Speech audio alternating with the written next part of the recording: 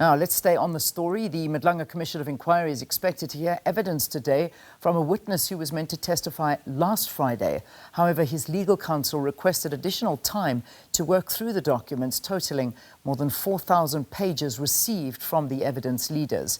Now, of course, Sakina is there this morning to bring us the latest on this one. Sakina, good morning to you.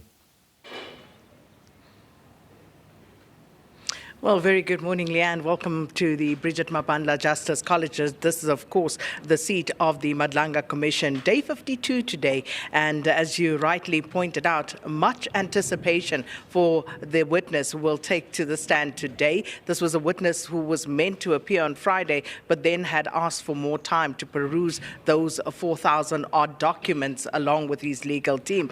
Now, the witness, as we know what happened on Friday, there was mention of his name. There was a descriptor of who this witness will be, which left very little to the imagination, because everybody who's been following these proceedings was able to guess who that witness is. As I say, the name, whether inadvertently or otherwise, came out during the sitting as well.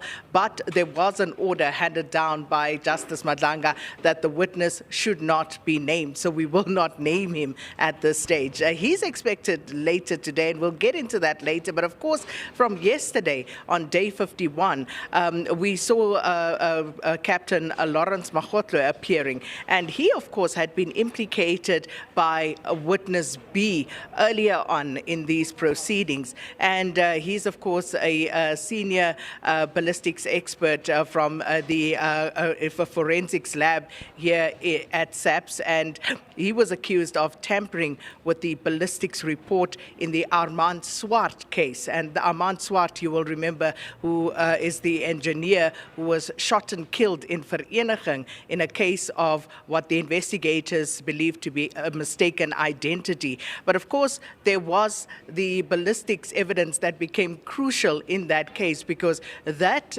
ballistics evidence was linked to the ballistics profile that was found at the house in Bramley after that shooting in Vereniging. And so, as I said, witness B implicating Captain Magotlo with regard to tampering with that report, the ballistics report in this case, but he, of course, denying that yesterday and going as far as to say that he feared for his life. He felt that he had been detained at some point by witness B when she came with some other heavily armed officers to meet with him with regard to obtaining some of that ballistic evidence and the report.